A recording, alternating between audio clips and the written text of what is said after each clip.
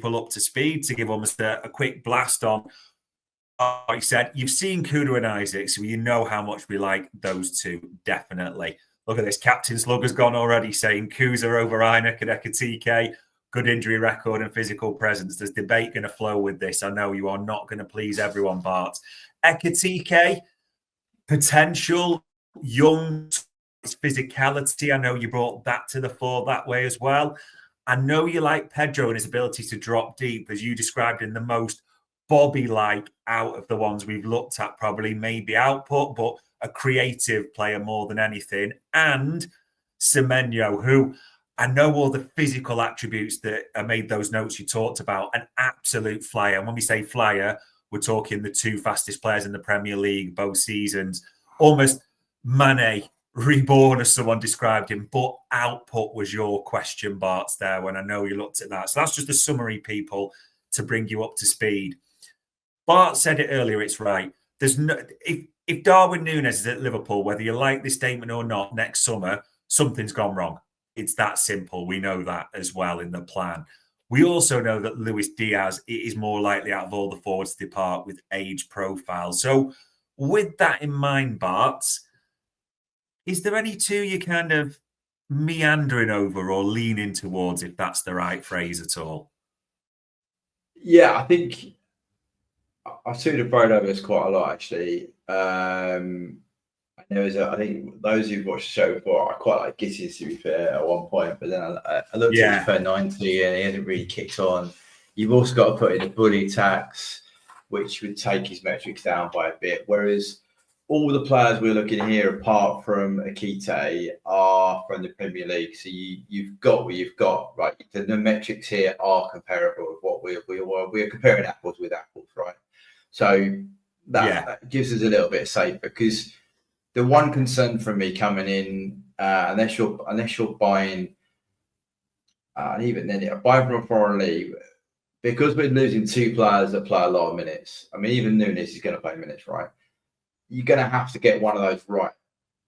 Yeah, and we haven't got an infinite budget. So that's why I'm not saying Premier League is best, but I think we've got some good options. I think probably the way forward. Excuse me. So, yeah, no doubt. If I go through maybe some of the ones that I've moved away from. So, Semenyo, the Bournemouth lad, right? Semenyo. Yeah. Semenyo. He can only play wide. Right, he's not going to give you an option down the middle. All right, so he's profiling his attacking. We've been him before. He might be on an upward trajectory, but I think he's probably half a season away from the others. I think we need to see a bit more output in terms of his creating threats, which we said on the show. Go back to probably episode 10 when we did that. But he's not in that. He's not getting the shots in the box, and he's just not quite where we are. In fact, so he's having a good season, but can he do it again?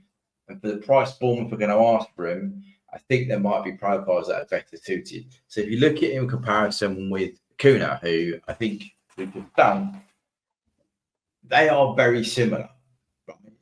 We can all see that. They're very, very similar here. And Cunha probably outperforms him on a lot of the shot, on the sort of the goal, the output part that I'm saying he needs to work on, and his pass to completion, which is a side for Liverpool. You need to have that. Okay, so the output part is missing, I think, from Semenyo's profile, and Cunha gives you that, and also Cunha can play up front. So for me, therefore, Semenyo is a little bit down. If you compare him, do we say Ekitike, was he up front or not? Was he more down the middle? Yeah. He can play wide, but up front a lot. Yeah. Right. So here he's got as a forward. So comparing him with the lad we just looked at, Isak, very, very similar. I'm not going to not beat around the bush here, but he is going to come from abroad. Okay, so he is going to have a bully tax. So all of these metrics, you're going to have to take 15% off per 90. Yeah. But he does profile very similar. He doesn't pass the ball as well as Isak, and his touches in the box and his tackles and aerials are not as good. But in terms of a lot of the other metrics, he's on par. Okay. We also know he's rapid. Just to know as well, the other stat that I didn't give you for Isak. Isak's top speed this season is clocked in at 34.2, and he does about 19 sprints a game, and he's just under 10k a game, which is a little bit not what our forwards do. A lot more of that, but that shows you that what we're saying. He's a 9, right? So Isak isn't slow, but we know Ekitike is quick. So, and his profile, a lot of green to like about that. Again, off the ball, not so great. So there's the two comparisons there. If we compare him with the lad we've just done now, on the same profile, so Cunha's red. Cunha outperforms him on the passing. He's down a little bit on the actual, some of the output, not putting XG and the rest of it, but holds his hand up off the ball really well. Dribbling, again, he's down towards Ekitike. Speed-wise, comparable. Two of them are quick. So you're not losing anything by not getting Ekitike over Cunha. So there's a lot to like, and you wouldn't have to downgrade Cunha's metrics, whereas you would for Ekitike. All right. So there is a lot to like comparing those two, plus that Ekitike can only play down the middle. The final one that we've looked at, which is João Pedro, who's currently at our favourite club, Brighton. If we just compare him forwards, because I don't think we're going to look at Pedro in terms of a wide. If we look at him, he's a very, very different profile. I'm not sure I don't think we're profiling for that at all. We compare him for the forwards. Again, off the ball, some bits to work on, but he is very good at the interceptions and the tackles because he does the blocking the passing lanes, because that's how Brighton set up to do that. In between the box, as good as Cunha. In the box, not as good. Okay, so his shots are down at 2, Cunha's up at 3.5. So there's differences there, but that's because, as I said, Pedro is more of the creator false nine, whereas Cunha would be the more of the attacker. But if you compare the profiles, again, not that dissimilar, but it comes down to these two areas here, which is the defensive elements different, and the non-penalty goals are higher for Cunha versus, as I said, Pedro is the passer, so he's got the dribblers and the progressive passes. So there's a lot to,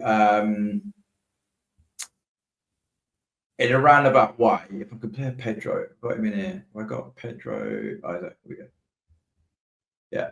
So Pedro and Isak will dominate him on pretty much all the attacking, but again, Pedro keeps him up on his mark in terms of creative and outperforms him in terms of aerial. So if you're going to push me, what would I do? I'm having now spent a lot of time looking at the stats. I think for £62 million, we would be stupid not to be going for Cunha. I think for £62 million, but what he can offer you in the falsy 9, the 10, and wide, and his injury record, and he's quick. I think if we give him more the ball, his output could carry on progressing, which he already is progressing better than. He's already got higher per 90 than Cody Diaz this season. So those are some good numbers to be looking at. If I was being greedy, and someone said it earlier on, if you're selling Diaz and Nunes, you're not going to be short of cash. Because we know the Nunes bid was about £75 million, right? Diaz is not going to go for, I would say, less than 50. Yeah. So, in the way that Edwards works, the numbers are not that far off to say I'll have Isak and Cunha. That might be greedy, but the numbers aren't that far. The advantages you have if you buy someone who could potentially play the 10 as well with Cunha is that Dom would then not have to be the only player there. Dom could play as one of the 8. Yeah. It would give you another midfielder on a flexibility thing. Not all the time, but on a rotation element, you would have another option in there who has the physicality to play. Whereas currently, our other option in there is Harvey, and he won't play. Right, whereas Cunha wouldn't be able to play in that area and do it. So there's some other options that you could do. But Cunha for the package for me, the £62 million, I'll be really surprised. Knowing the history with Edwards likes to go out to players he's previously scouted and done a deal on or set something up. I think this is it makes a lot of sense to have pace, power, and a bit of flexibility in the forward lines. Interesting, and the comments are flying in, so we'll deal with these one by one. So Jan had commented there about metrics and visuals for Jota or Gakpo when they arrive versus now to see what's changed. A little bit late to the party in the unfortunate way, Jan, is when we've talked about players, we've mentioned Jota before, funny enough, in Semenyo and Cunha comparisons, as Bart's has done before. We do look at that 3-year period, and to use a bit of Bart's terminology there, just so I can prove I am listening, the supernova, that element that Ian Graham talks about, and they're looking for players to really go there over the 3-year period. So it will be one of the earlier episodes with Semenyo. Just don't ask me to name the number because I get that wrong each time. The next one that I'm going to put to you, Bart, because Mike's asked it about Cunha liked him by far the main man. I think you've convinced him. But as the main man, maybe the 9, does that skew the metrics compared to other players? And I think this is a good question because I know you liked his versatility. If they see him as the 9 and that facilitator, as Slot called it, does that tip the metrics at all? Or do you think it could be, no, he's a good number 9. He can also play the others like a Jota if needed? I think I'll put it to you the other way. The moment our 9, to be frank, isn't adding to the metrics as we should do, right? The amount of chances that we create for the player in the forward area and they do not score is having a negative impact on the metrics of the other players. If you have a player like Cunha in there who you potentially, or current form, would take those opportunities or might then return the favor, return it or be involved in play, I think you could see it's never going to be even because in most other states, and he's always going to be the dominant creator. But I think you might see those creative numbers go up because you'll actually have a 9 who can put the chances away more regularly. Yeah. And if you play him on the left, you'd have output from the left, which our current output from the left is very hot and cold. Cody's been good, but then he's also had periods where he hasn't done anything. And Diaz, I think he scored recently, but as I said, it was his first time in 10 games. So you might have a more balanced picture in terms of the metrics, whereas at the moment, it's very much like you've got someone basically playing godlike for the entire season on the right wing, and then everyone else trying to just keep up, but not with any regularity.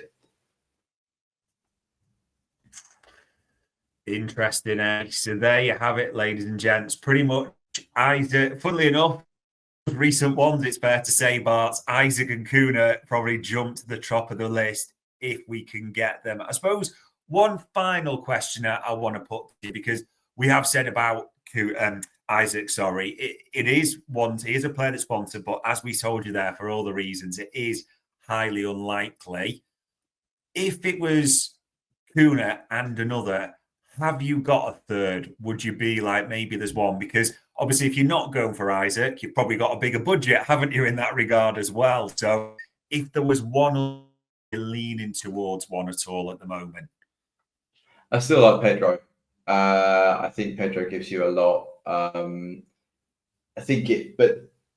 it would have to be a choice. What I mean by that, I still think Slot at times wants his 9 to get him the goals, right? So, and he wants them to work. If he went with someone like João Pedro, he would have to embrace the fact that he's actually playing a proper false 9. He's not just putting a player up there who he trusts more, which is Diaz, and it's actually a tweak to the system. So, but João Pedro for me, I like a lot. Ekitike, he's got pace, he can finish, but I just worry about that movement over from the Bundesliga. That's all. Semenyo for me, no. I think I've said that numerous times. I think he's probably 6 months, a little bit behind where we need. But yeah, if it wasn't Isak, João Pedro would be probably my pick with Cunha. And it would have to be a tweak to the system, but it would be an exciting one because you potentially would have gas on the left, pace on the left, you'd have a player dropping in helping out Dom. Whoever's there on the right, if it's Mo doing the creative stuff, you could get a really dynamic front three again, which at times this season we've lacked a little bit. We've got a bit stuck. Which also did make me think, as you've told us on the previous shows, Bart, that if Trent does go, you are losing a lot of your creativity. And the one thing you would get with Cunha and Pedro together, your creative output would go right up from an attacking sense. So maybe that is something to consider in that regard as well. And Captain Slugger, I know you've put there about the way Slot mentioned specific players, makes me think he rates Cunha, Miguel Gutierrez, and Rashford. Bit of a contrast there. Cunha, yes, as Bart said. Miguel Gutierrez, I can tell you factually, is the lowest rated player we've put on the kit for TMM so far. His profile did not really particularly fit what we will be looking for in a left back. So just one to think about there. All right, the Reds, it's Jack here, and that was a clip from one of Anfield Index's audio podcasts. If you have enjoyed the video, make sure you do like, share, and subscribe to keep up to date on all things LFC. We record around 100 audio podcasts every month, with our shows featuring match-going fans, top journalists, professional analysts, and even Liverpool legends along the way. With the Great Dane himself, Jan Molby, joining us every single week. If you want to listen to all our podcasts for free, head over to anfieldindex.com/podcasts. Our audio shows are available wherever you get your podcasts. Just search Anfield Index. Or if you prefer to listen to all our podcasts in full and without any ads, why not head over to AI Pro today to check it out now at AnfieldIndexPro.com. If you want to get involved in the great growing community of Liverpool fans, check out the Anfield Index Discord. The link is in the description. Do get involved with that from Reds around every corner of the globe. For now, Reds, hope you enjoyed this video.